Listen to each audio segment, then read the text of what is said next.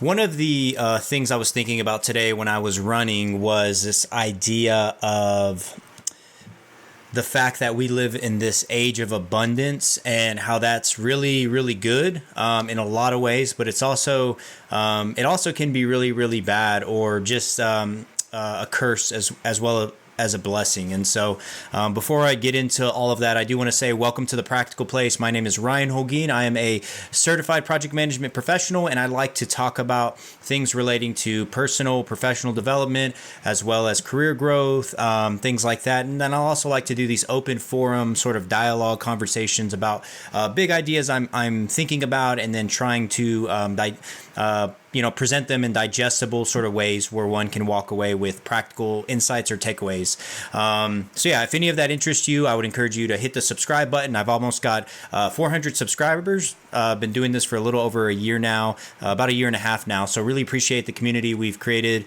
as we start to grow. So yeah, go ahead and subscribe if that interests you. But as I was thinking about this idea when I was running, just based on the book I was listening to, was that there's so many times where we almost get, or at least for me, I get sort of crippled from just starting because I want to start in the right way. It's like you're afraid to take a risk, or you're afraid to pull the trigger on whatever that looks like in your life or anybody's life, right? And for me, think of this YouTube channel. It's like I have so many ideas of things I want to talk about, but it's the distance from the idea to actually taking some action is sometimes can be pretty far, just because there's so much I build up in my mind, and I want to make sure I've got the right information. I don't say anything incorrect or something that makes me look silly or whatever. But then it's just like sometimes even in this age of abundance where we have all this information at our fingertips, nothing beats just putting your head down and just starting and going and learning as you go. And I'm not against certifications. Obviously, I said in the beginning that I have my project management professional certification. I've gotten other certifications just in my journey in my career. And for me, the purpose, and this may be for a lot of people, but being on LinkedIn, if you're on there, you probably see this several times, which is somebody's really excited about a certification they got or whatever, and that's great for them, and everybody's got their own reasons. But I feel like sometimes it can turn into this sort of social game to where it's like who has the most certifications, and it's something to talk about or brag about. Whereas for me, like I said, it's like just putting your head down and working and actually providing results wherever you're at. I feel like nothing really beats that. I mean, there's probably levels to one's career that maybe you have to get an MBA or maybe you have to get this degree or whatever. But a lot of the times there's a lot of careers people have made. And I even think about my own career. And this is one of the reasons I created this channel, was to help anybody who is younger in their career. I've been in, corporate America for, 9 years or so. And I try to have conversations that really speak into the nuances of things and not just really these, clickbait sort of titles or whatever. And it's just raw, honest conversations that I've had with people, but I've never really found online. And so, one of the things is just, maybe you might need to get a certification or a degree, but like I have a degree and it was in music production, and it really isn't contributing to what I'm doing now at all. And so it's like one could argue, did you even need that? And I would say technically no, but I like to see things in a redeemable way so I can see the value of going through that entire experience that created me who I am today. So it's not like I live with a bunch of regret, but wisdom is one way to look at wisdom is being able to take knowledge or experience and be able to apply that moving forward. I just kind of made that definition up right now, but it's just this idea of like I've learned and I've experienced things, and I did it this way, but that's not necessarily a way I would have coached myself if it were me back in the day, talking to myself. I wouldn't say that because, again, I don't need to use the degree for what I'm doing now, but that's kind of the beautiful thing about life as well, is like you can go one of option A, B, C, or D, and maybe none of them are necessarily wrong or bad. One is just better or good for you at that moment, and then in hindsight you learned you should have taken option B, and then you just kind of live and you learn. But in this age of abundance, I kind of got off topic, but in this age of abundance, I just think it's really really easy to just get crippled, like I said, by not starting something or not even trying to learn something. Like I caught myself recently just like, learning a tool, right? And it's like, okay, like Power BI, for instance, like it's a tool to help visualize data, and I'm using it for my role, but it's like, there's so many certifications out there for Power BI, and then there's this pride in me that says, and it's not wrong, it's just a thought I have of like, well, what if I just like get a certification so that can help me sort of validate what I know and give me tips and tools and tricks. And it's like I can get that certification, and there's nothing wrong with that, but I can also probably learn the same content on YouTube. It might be a little bit more fragmented or put together or whatever, but there's a lot of free content out there, and I don't need the stamp in terms of like a certification that tells me or tells the world, hey, this guy knows this. It's like I want my results, and I want the work that I do to sort of speak for me, not necessarily all these, pieces of paper or digital, certifications validating like who I am or what I can do. And then there's also just elements of like analysis by paralysis, where you're just learning, reading, and you know so much about something, but you never actually execute or follow through on that. And, it's like the saying of action speaking louder than words. It's like you just kind of have to go, and you're going to mess up, and I'm going to mess up. And that's one of the things I've learned is risk taking, big or small, is especially like when it's calculated and strategic. That doesn't mean you have to know everything. It just means like you're not just aimlessly or recklessly taking risks. Like, oh, you take out a huge loan and invest in some sort of whatever crypto.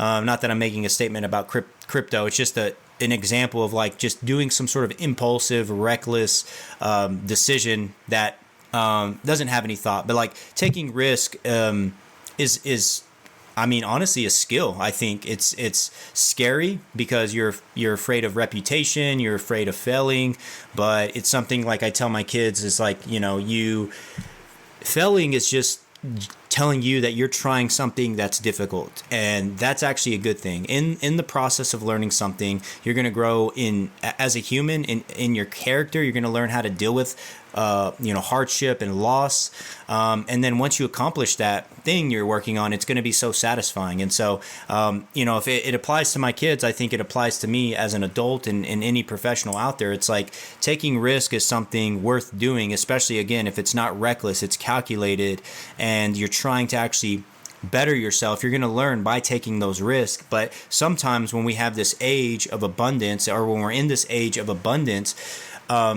risk taking is doesn't happen as much as maybe it could or should, because this study says that I shouldn't take a risk, or this book or this author or this YouTuber said not to do this, and I subscribe to everything that this person says. And it's like, well, just like I say in a lot of my videos, nearly all of them, I try to say like, your career is your career, and if there's 1% of anything that I'm saying that adds value, that's awesome. But at the end of the day, I'm not accountable for your career.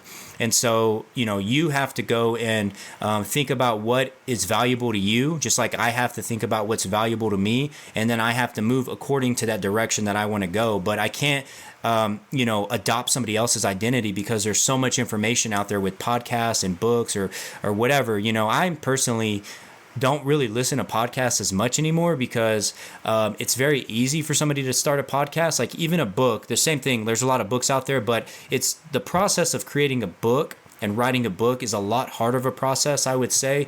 I've never done it. I'm just speaking out of ignorance, but I would think it's a lot longer, harder of a process, more work of thinking about an idea and conceptualizing that in written word than it is to just get a microphone, a free recording software, and start recording a podcast. Like that seems pretty easy, and everybody's doing that. Not to downplay the success people have had, but it just, and the easier something is, there's probably psychology behind this, I'm sure there is. The easier something is to get to, right? If the barrier of entry is really low, then like the output or the actual product itself probably isn't as good anymore, because there's not as much of a work. And that's, there's people that think, past, the past and innovative people in the past were had to work a lot more harder to create what they created, because they're taking less of things. They had less things at their fingertips, and we have everything at our fingertips. So we get distracted by all this stuff that we have access to that's free and very accessible. And like even going from dial-up internet to like we have fiber optic internet now. It's like it's so fast, whereas before you couldn't search the internet. One, you couldn't do it on your mobile device. Now you can do it, and then two, you couldn't even be on your phone, your home phone, while you were on the internet. So there was a trade-off you had. There was a sacrifice you had to make, even at that level. Now there's really not that sacrifice. You could be on a call in the store, looking up something on the internet all at the same time, and it just makes it very easy to access information. But with that ease, it makes it. You start to lose that drive. At least for me, I find myself starting to lose that drive. And so, I don't know what you guys think about that. Let me know in the comments below. I kind of went everywhere, but it's stemming from this idea of that there's so much information at our fingertips, and it's not just there's so much information, but that key part is it's at our fingertips. It's so easy to get, and whenever things become easy, that drive, that innovation sort of mindset starts to can disappear, because there's not as much work to do something. So I don't know. Let me know in the comments below. Am I off here? Is there something here to this idea of ease equals lack of drive?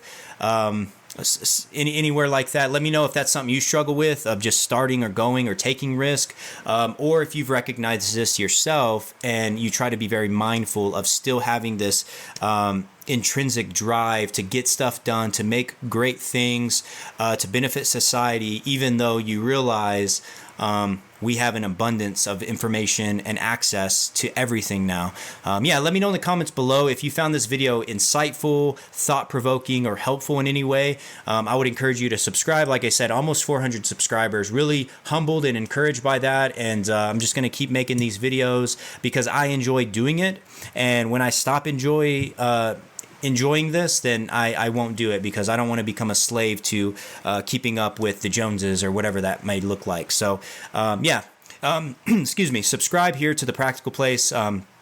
As I said, my name is Ryan Holguin. I will see you in the next video.